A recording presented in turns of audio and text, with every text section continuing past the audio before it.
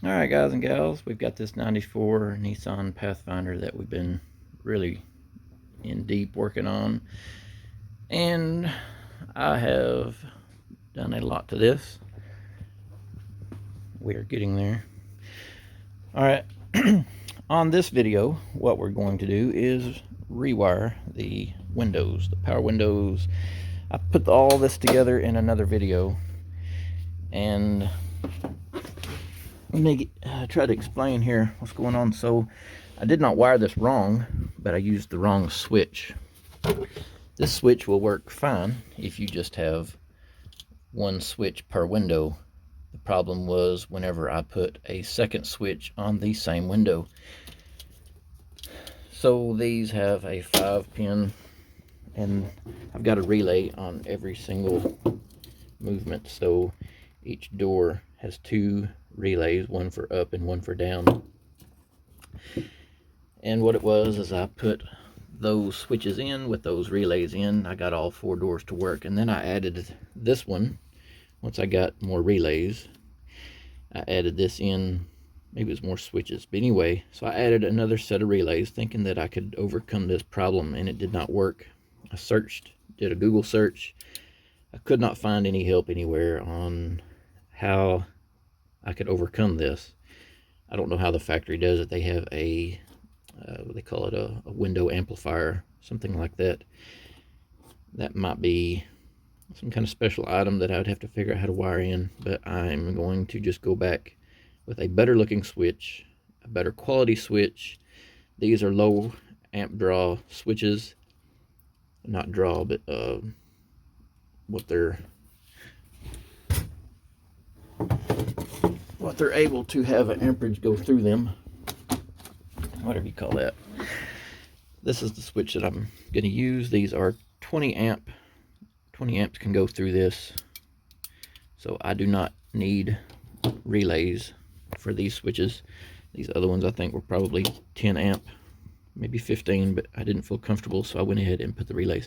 So anyway, what I'm going to do now is cut out all of the relay, which I have spent forever, seems like, putting these in, but I can have these on the shelf. I can label which wire goes where, and if I need to do something again, normally I don't do a 4-door, so this is kind of a little bit new to me because I didn't realize this problem would arise. So if I was to do that truck, then I could just take these and put them in, and that truck would work perfectly fine. What's going on with this switch is right now it's getting negative through both of these outside wires, and if I was to hit this switch, one side would remain negative and the other side would gain a positive through the inside pinning of this switch. And whenever I hit this switch, one side gets positive, and that positive wire is basically connected directly to that switch, which feeds the same wire to a negative.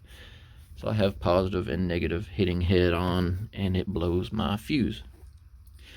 With this switch, we don't have that right now, and I'll have to go back and look because I kind of put all this together. There's a diagram that I can load up on screen, and so y'all know how to wire. If y'all have a switch like this one, there's 2 ways to wire this. One way is for like these windows, or a winch is what they call it, and there's another way where it will activate something and then activate something else. 2 different, completely different things. So I've got this wired in like the winch would be, what they call a winch. Anyway, so I will have to look back at the diagram and see one of these is going to be a negative, one of these is going to be a positive. The red one I believe is the positive, and I believe this one over here by itself is the negative, unless I'm wrong. And these other 2 down here, I'm pretty sure go to the motor, the window motor. So inside this switch, what it does is when you push it one direction, it will gain a positive in one wire and gain a negative in the other wire. And then when you let off, there is nothing going through either wire. So this will work perfectly fine. I'm just going to swap out and put 4 of these up here, and I'm going to put 2 of these back here. And at that point, the only way that I'll blow my fuse is if somebody in the front is trying to roll up the back window and somebody in the back is trying to roll down the same window, then it would probably blow my fuse. But unless that happens, which that could happen, but unless that does happen, I should not blow this fuse. It should be perfectly fine. We should be good to go. I'm going to just start cutting all of this out. I'll crawl up here and cut all of this out. You could probably see that I am trying to formulate a plan for a center console. I've got my valves, my switches, trying to figure out a good layout, and drink holders, and then my shifter. And over here, I was looking at putting a 12 volt. This will tell your voltage in your battery, and then 2 auxiliary outs where you can charge phones and things, and that will be the sunroof switch. This is the Mini Cooper sunroof, and then this would be a bass knob for my subwoofers. And that is pretty decent layout. I'm getting there. It's not nearly tall enough, but I'm gonna work through some more cardboard and try to rework that. But anyway, that'll be another video. And this is my keyed accessory 12 volt positive, and I've got all kinds of goodies coming out of that. So at this point, I'm going to remove that, and I've got my grounds right here. I'm going to remove my ground, and I can label those, and then I can keep these relays to where I could just have them on the shelf for later. The switches will go with them, and I'll cut you back on once I get this, and I will also put on screen that diagram. I'll cut you back on.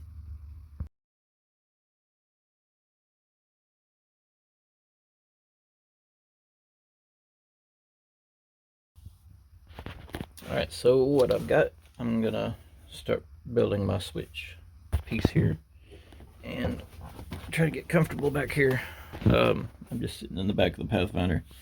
This is my tub that goes over my rear axle. Use that as a shelf here. So the switch, that's what we've got on the back. I don't know if you can see that. I turned my light on, maybe you can see it. What it comes with is a piece of aluminum for it to screw. Got a little bag of screws. You can screw that onto something, your dash or wherever, and then the switch will pop into that piece of aluminum. And these little pigtails came with it. I can use bullet connectors, and on the other two I can use like a spade connector, and I can put a male like on that wire, and then a female on that wire, and then a male of the blade or whatever, the other one, and then the female. And that will keep me to where I cannot hook this up wrong. It can only be hooked up that same way. And I don't know, I'm not gonna like that, but I'm probably not gonna have this in and out very often. All right, I've got this cart right here that has just crap tons of wire and connectors and things. It is piled over the top with stuff, but I've got some of these. This is a pretty cheap. I don't like it. Some of these wires sometimes pull out and the wires are thin. I don't really like those. This is super thin. The plug is a little bit better, but the wires are just super thin. I'm not going to be able to run 15 amps or something out of that circuit with those wires. I'm not seeing a whole lot. While digging, I did find a radio harness plug, so that's good. And I have these. These are like really nice. I don't even know how to pronounce the name of this, but these are very expensive, and I'm not going to order 6 of these with, this has 6 wires. You can get them with 1, 2, 3, however many you want, way up to probably 12 or something. But also this would have to fit through the same hole, but a 4 would be a little bit smaller than this 6 wire. It would probably fit through the hole of a switch, maybe. Anyway, okay, so I was able to find this, and these wires aren't too thin. That's probably going to be good. So I can at least feed in my positive and negative using one of these. And I have 6 of those. Okay, so I think this will work. Let me double check the size of this will fit through the hole of that switch, and then we'll go from there. Alright, quick and easy check. The little piece of aluminum that they sent me, I can feed that right through there. Even with one hand, feed it right through. Alright, so I've figured it out. What I'm going to do is, this one that's up here by itself is going to be the negative. So I have it right here, negative. It goes into there and it comes out over to this middle one on the same side. And then our positive is going to be the red one. It is going to be the middle one on this side. Alright, and then we have the one below the negative right there, comes over to this one on the end on the other side, and then it will come out, and that will go to my window. And then the one furthest from the negative will come around into this one on the other side from the negative over here, the top. Alright, and that will come out and go to my window. So these should not have anything right now. Whenever I hit the switch, one of these should have a positive and one should have a negative. Hit the switch the other way, they should reverse. One of them have negative and the other one have positive. So that will give you the directions of your window. And I will hook up my positive and negative here. Should be pretty easy without relays. This is going to be a breeze compared to the other. So I can either, what I'm looking at doing is, I really don't want this to ever come off. So what I can do is either solder that, or I can pull this rubber back and solder it into place. These are heat shrunk, and getting solder in there would be a chore. What I might do is just take my little crimpers and crimp this down so these do not come off very easily at all. And maybe I'm probably going to sell this vehicle, but if I took it apart, then I would see my plugs and remember, oh yeah, it's been 3 years, but there's a plug. So anyway, if I sold this and somebody was to be working on it, it might be easier for them if they weren't removed, because it would be a hassle to try to figure out where those go back. So this is way simpler, being this is positive and negative, and I'm going to put these on for positive and negative. That will simplify that, and the only other thing to unhook would be going to the window itself. And if you got that wrong, which I'm going to put plugs on so you don't, but if it got it wrong, then down would be up.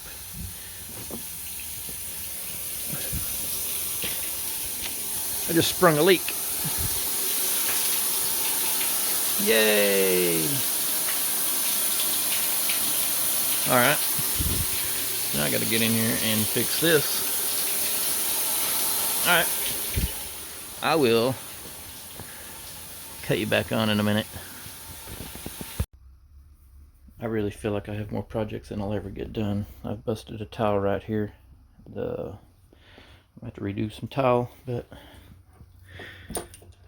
this has busted on me. So now I've got to go get a new line for that. That's for my shower, so I guess I'll just leave the water off until I make a trip to town. Probably should grab 2 of these and have one sitting in case something happens. At least I was sitting right here next to it. That could have been really bad. I'll just pull this off and take that to town with me. I gotta go to town and get something. I forget. Need to make a list, I guess. Just got too many things going on. I don't know if you'll ever get that way, but I pretty much stay that way. So anyway, all right. So I'll get back to this. And what were we doing? Okay, I've got these coming from each door now. So sending power to one side positive, one side negative will make it go one direction. You switch the two wires, you switch the positive and negatives, and it will go the other direction. So that's pretty simple. So I just used a speaker wire. All of this was in the other video. And I will piggyback another switch for the rears, piggyback that onto the switch for the rear that the front seats have, if that makes sense. And I don't really see any need in labeling all of these. I'll just use this one as reference for all of them. And I will start plugging these in. I'm gonna put you on this little table that I've built. It's called an infinity table. And see if I can get this to where you can see. Okay, I already shot this once and didn't do a very good job, so I'll show you again. So the one by itself is going to be negative. So we'll start by putting one of those onto the negative. Make sure you can see what I'm doing here. And then up here, the middle one on the side that doesn't have the negative, that middle there is our positive. That one's right there, like that. And this one doesn't have to go anywhere else. The negative does. The negative on the same row on this, I'll call it the middle. We'll just call the negative by itself. So the middle on the same row with the negative also gets negative. So what we're going to do is just put this one right there, like that.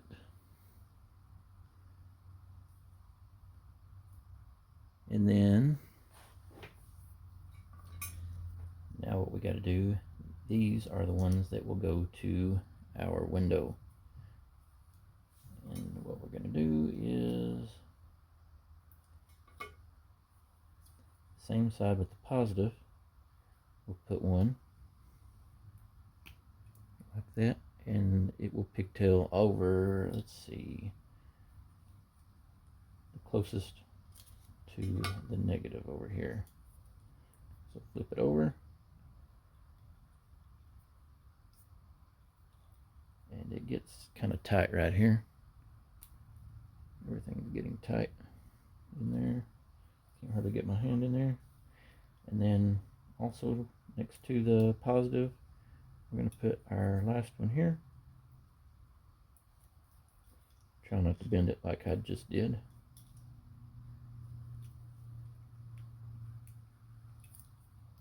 Alright, put that on there.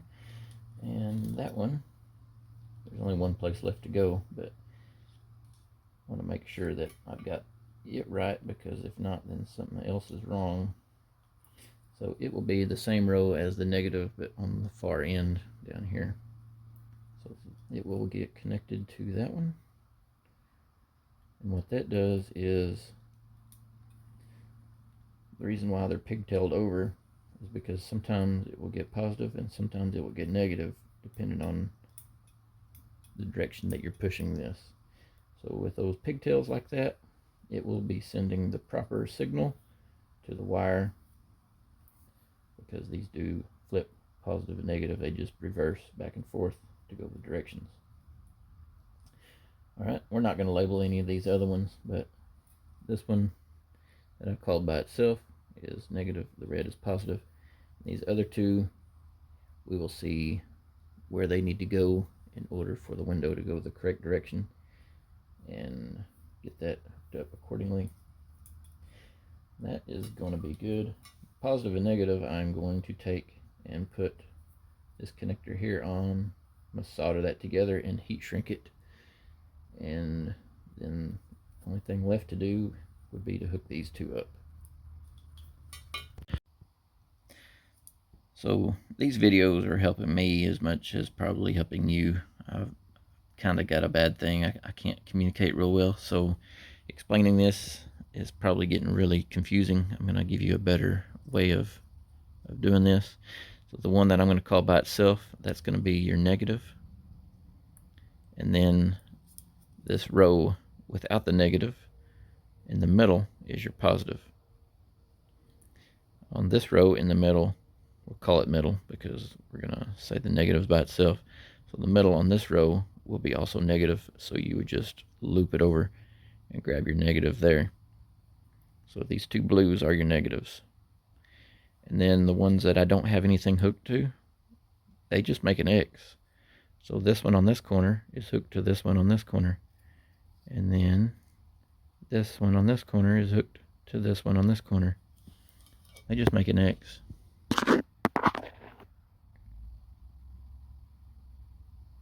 Just like that.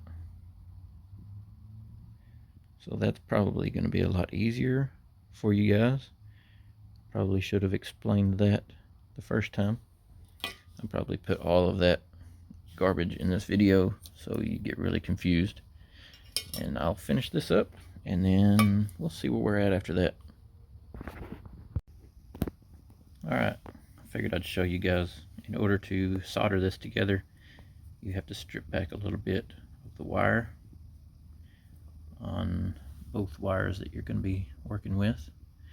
And once you get your wire stripped back, it's a good idea to go ahead and run your heat shrink tubing down onto the wire.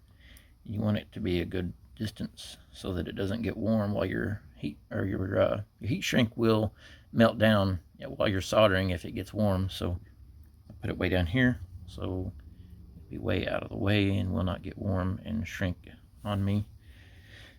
So that's basically step one. Step two, you twist them together like this. And then step three, I am warming my soldering iron. The blinking light means it is ready to go. And this thing, I've been through it on this, but it doesn't look very good. It's still working good. So at this point, I'm going to put some solder.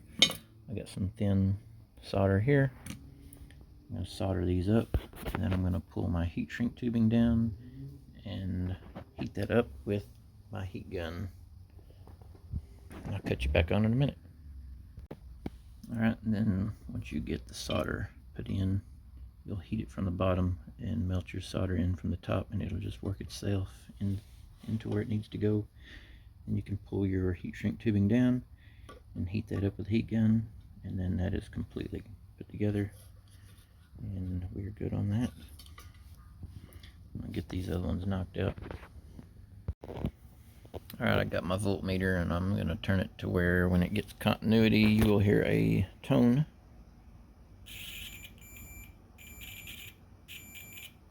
Alright, and I've got all these connectors. So I've got 6 of these switches, and I'm going to need 2 females and 2 males to hook up each one of these. So I've got 12 of these males and 12 of these females. And I'm going to put the female on. You can do this however you want. I want all these the same. So what I'm going to do is check continuity, and I'm going to put the female on the positive when it's going up, just so that they're all the same. And sometimes these males, especially the bullet connectors, the males won't have any plastic shielding on them, so I don't want any positive coming out to where it can connect to a ground. So usually what I do is the positive where it comes out, where it can interfere with anything, I usually use a female. It's just what I do. So you can do whatever you want, because that is just personal preference. And I taped this up really good, and ended up with that. So anyway, what I'm gonna do is I'm gonna have to set you up on a tripod, because this right here is messing up on me. What can I do to hold this? Maybe I can make it work. Alright, so that is like that, and what I will do is I will connect this here, and then I will hit the up, and we got it. So that is up, and we're getting a positive signal through there, and if we hit down, we get nothing. Just on up. It's exactly what we want. So 50-50 shot. I got it right the first time. And I'm going to put my female on this one, and I'm going to put my male on this one, so that whenever I put all of these in there and put it all together, it will be self-explanatory which side goes where. Alright, I'll catch you back on. Okay, so now what I'm going to do, I'm going to try to get this to where I can pull this up and out of its hole, and then I can plug it in. I can unplug it here, and I can unplug it here and remove the switch to remove the center console once it is built and installed. So anyway, I'm going to have a bunch of these positives, and I've decided what I'm going to do is make it to where it's easier for me to put into the little block that I've got that goes to the power, positive power. Anyway, so I'm going to put this in, and what I did is I just cut a length of wire and found center point, and I stripped part of it. I just cut it and pulled it out with my cutters, and then I took another length of wire. Spam risk calling me. Alright, so then I took another length of wire and I twisted it around here, and at this point I'm going to solder and heat shrink this right here together, and then I can hook these two ends to these two ends on these two switches, and then we'll try it again on this one. We'll see if we can get somewhere with that. Alright, this is what I've got. So these two switches are together with the positive. There's plenty of room to where I can pull this out, each switch individually, and then I've connected these to one power. So now that one power can go into that block, and I've done that with two of these, so they are exactly the same. I'm gonna have to do this now with the ground on those two, and this one I'm gonna have for the rear, so I can do that, but this wire that's connected that goes up to the front from the back will have to be longer, but I can connect them like I have those others. But anyway, I'm out of this 5/32 is what I'm using for the heat shrink tubing, and I've ran out of that. I have to go to town and see if I can find some of that. I've got some other heat shrink here. This box here came from Harbor Freight. This also came from Harbor Freight, and I don't think this has a size chart in it. Let me open this up. I don't know where I got this one, but it really doesn't have. I might be able to get these over the wire, probably not. That looks like the same size, honestly. A little bit small. Anyway, I don't know where I got that one. eBay or I don't know. So I'm gonna go to town and see if I can find some of this, and also I will get the part that I need for my shower. Look at this thing. I've been sitting over there soldering and working, looking back at this. It's pretty awesome. So I'm gonna take all of that to town, take this hose to town, figure out that, and then need to make a list of some stuff. I could use butt connectors on this, but I really don't like using connectors. I don't even really like to use these connectors. I'm hoping that these don't fail, and I'm hoping this plug right here is strong enough. These wires are a little bit small. If it fails, it's probably going to be in that or one of these connectors. I had a couple break. They didn't break. I didn't crumple them down tight enough, and they just fell off. Freaking connectors. That's why I solder and heat shrink. I pretty much try to do that with everything. And this plug is a lot better. This is one that I've put in on my blinkers and things. That was my blinkers. So anyway, that would be a lot better plug if I could. They're pretty expensive, and I need 6 of them. So I'm not going to do that right now. And I hope that this works. Anyway, I'll cut you back on. I've got the power and the ground both ran now. It's all hooked together. So all of these 4 go into 2s and then go. Oh, I still got to cut this one. It's still connected here. I was getting my length that I needed. So I'm going to hold the red and the black together and bring it over here, and I will snip it right there. See if I can hold you.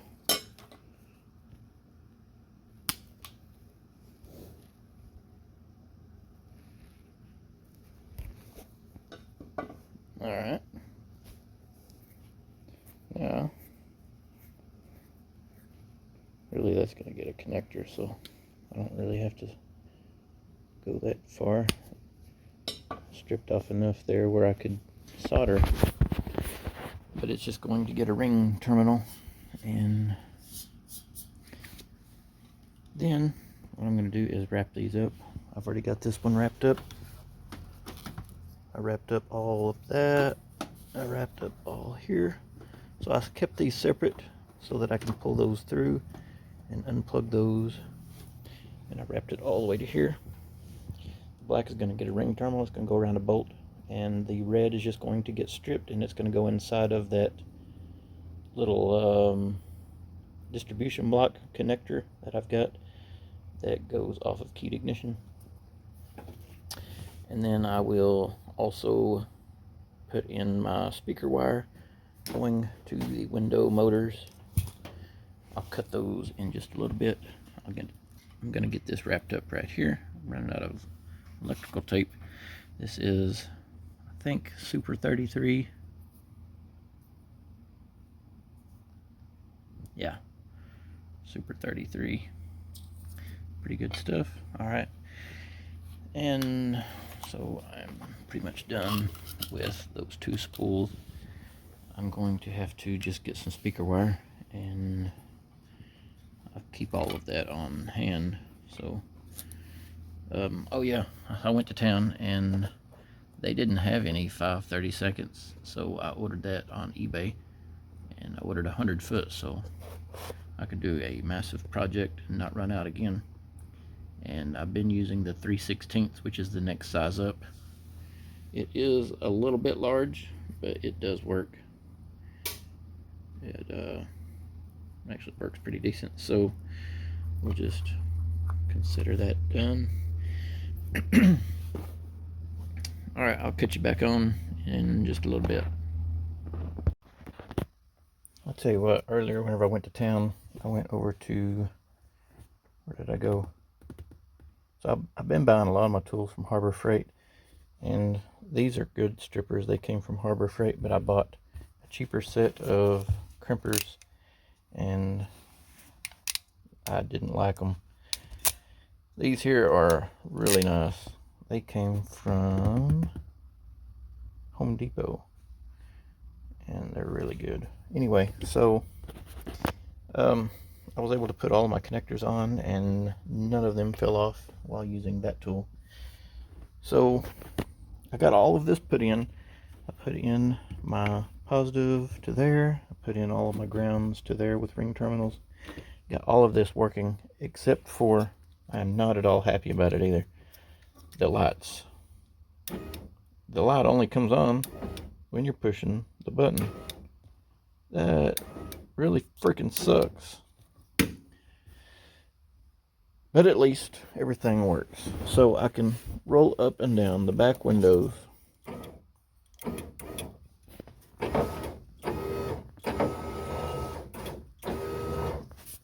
And the switches seem to be doing really good.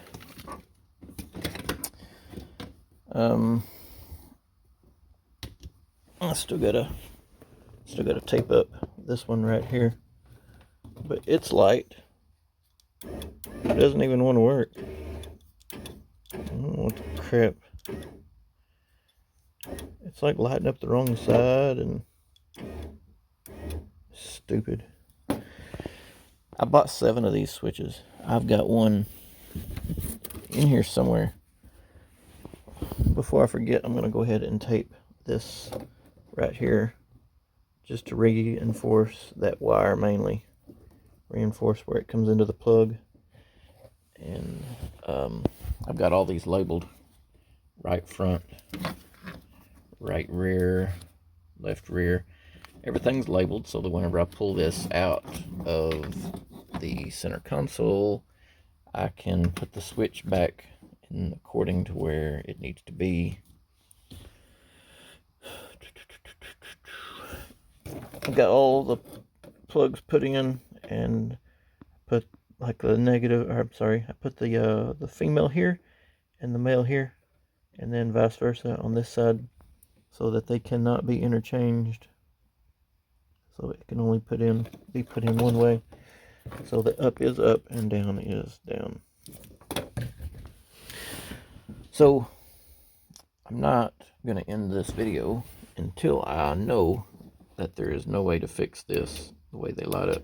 See, that one's lighting up the wrong side too. Stupid. Stupid. I'm going to find my spare switch, and I'm going to dissect it. And I'm going to see if I can make these lights light up with the key, like all of my other switches are. Even this one that doesn't light up blue, that was for the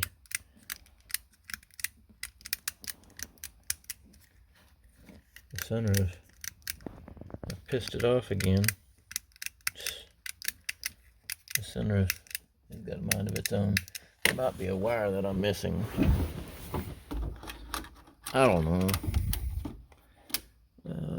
It's all working, but it works when it wants to. I do not like that. I'm gonna have to, I don't know. I can come back. See? Now it wants to work. Stupid crap. Let's see if it shuts all the way. It does shut all the way now. This thing. Earlier it just wanted to stay kicked up in the rear. It wouldn't come down all the way. This stuff is aggravating me. Maybe my battery voltage is low. I don't know. Surely not. I don't know. So anyway, I'm going to find my other switch and see if I can dissect that little feller and figure out what we got going on. I'll catch you back on. I'll let you know what I've discovered. Alright, I'm pretty sure that I have a fix for the power window switches, the light on those. I took one apart and I know how it works now, and I've ordered some LEDs to see if replacing the entire LED or altering the one that's in it would be easier. So I'm just waiting on those. I'm going to go ahead and wrap this video up here. I realize that this video is getting longer than I even wanted it to be now, so it will be a second video on how I'm going to try to fix these LEDs. And all right, so I will catch y'all on the next video, and I hope y'all have an awesome rest of your day. Oh yeah, like, subscribe, whatever. All right, see you later.